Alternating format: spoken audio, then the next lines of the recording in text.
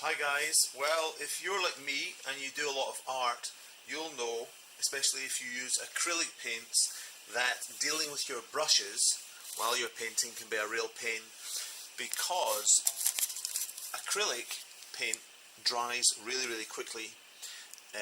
That's an advantage, of course. Doesn't means that you don't have to wait for months for it to dry like oil paints. But on the other hand, while you're working with it, if it dries on the brush, you're absolutely done. It's very hard to get it out from a brush once it's dried. So what you want to try and do is keep the brushes wet if possible while you're painting. But you can get through quite a lot of brushes. You know, you can't just stand there during your painting time washing out all the brushes really well. And so what you might have been tempted to do originally at the start, like me, was you just get a tin of water and you just put your brushes into it. And you also find yourself doing that after you've been cleaning your brushes and you just want to leave them somewhere for the residual paint to try and emerge, and using osmosis it can come out into the water and get rid of any of the paint that's clogged in the ferrules. That's the ferrule at the bottom there. If the paint gets in there, the brush can be ruined, because a brush is designed to work in a specific way with a certain amount of flex coming from the base, and obviously if there's paint in there, that'll be a disaster for that, because it gets hard and the bristles won't flex properly. So you may have done what I did, like I said, and just dropped them into the tub, and that's actually a really bad news. These are expensive brushes. Look at the quality of that. These are really good brushes apart from that one. But even those ones, why waste all your cheap brushes? But these ones are expensive and you definitely don't want these getting damaged. And on the business end, which is the tip, if there's any damage there, like if they get bent out of shape, you might as well throw the brush out. I mean, you might as well use a cheap brush. It doesn't have any of the flow, it won't hold the paint properly, you won't have the control you need. And if you're trying to use it for blending or shading or something like that, you can just forget it, you know, because it's all over the place. And that happens very easily if you use this first technique, which is to dump them in there. Because they're wet, they get super soft, very pliable, and at the same time they're all sitting there with the weight of the whole brush down on the tip, and they just bend. And then you'll be knackered after painting for a few hours, so you'll leave them there, or you think I'll just leave them there overnight, or then you forget for a few days, and even overnight, but after a few days they're just gone. You know, they're all bent like a big dog's tail. So I was wondering, is there a solution? And I found there is, and it's pretty easy. And once you've made it, and it costs nothing because it's something that you're going to throw out in the trash anyway, and I made one up and I thought I would share what I do. It's kind of a hack for painters. Once you learn this, it's really great because it's dead fast. So all you need to get is an orange juice carton, one of the 1 litre or 850 milliliter ones like this. I used a Tropicana one. And you clean it, make sure you clean it, because you know it's orange juice, so it's full of citric acid. And cleaning is dead easy. You just pour out, once you finish the orange juice, you just put water in it, maybe with a little bit of detergent, and then say half fill it with water, and then tighten it up, and then shake it like hell, and then pour that out, and then put in some clean water and shake it like hell, and then do it one more time, and then it's clean, and then it's done. Then you've got it all ready. You just got no orange citric acid around the inside of the tub, which is fine. So now you just get your knife. I'm using a sharp serrated knife. That's perfect for this. Crucially, it must have a sharp tip and be thin like this one. So I come about 2.5 to 3 inches down from the actual bend at the top, not from the top, but from the bend at the top where the actual elongated section starts. So roughly at Tropicana, so there. I'm just going to start cutting like that until I've got in, and now I just start cutting around, just keeping it as straight as I can. Whoops.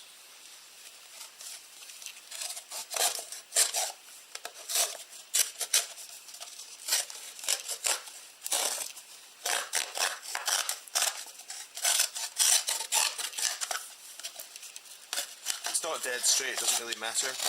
Straight as we can.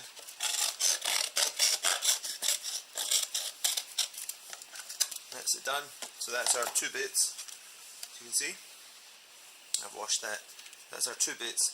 And now what we do is we just pull this top up like this. So that's clear. And the same on the other side, clear. Like this, that's fine. The next thing we do is we take our knife, the sharp edge, and we just feel along here, and we're going to put 4 holes along here. Okay, so just well, let's do 3 on this one. Okay, so we do 1 quite far apart, 1 there. Be careful on your fingers, but just 1 there. You go in just about 1 inch deep, and then in the middle, 1 there, 1 inch deep. Careful of your fingers, and there, 1 inch deep. And I'll do 1 there as well, see? 1 inch deep. Just be careful. There you are, 1 inch deep. Just take your time, 1 inch deep. There we go. So you can see that the holes have been made here. And there's 1 there. You could also follow around there. You could maybe do about 10. I work with about 8, and that works fine for me.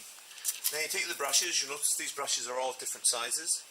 And say I'd been painting all day with these, or painting, I'd just done a bit with this. Say I'd done my blacks into the shadows, and I'd swirled it in a bit of tub of water, but there's obviously still loads of paint here.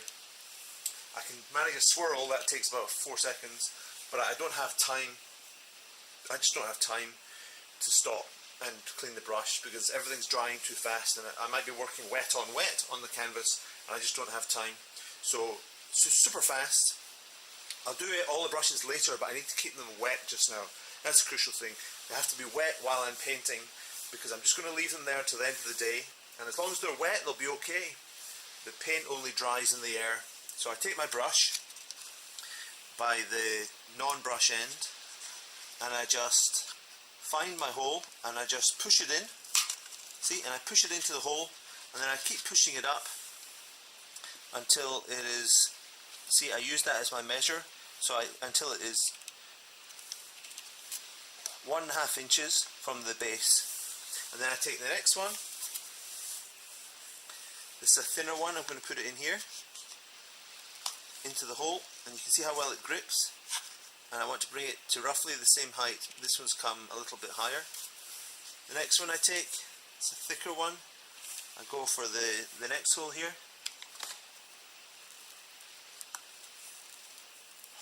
You need to really kind of push it, make sure you don't touch the, oh, there's that. I'm making sure I don't touch the tip of the brush, but I just come up to the same height. See how all separate they are and how centered they are? See that? And then I take my last one, I find the last hole there, and I just pop it in there and push, and this one's about a little bit higher. And then I take my water, I'm all set there, I take my water and I put it into my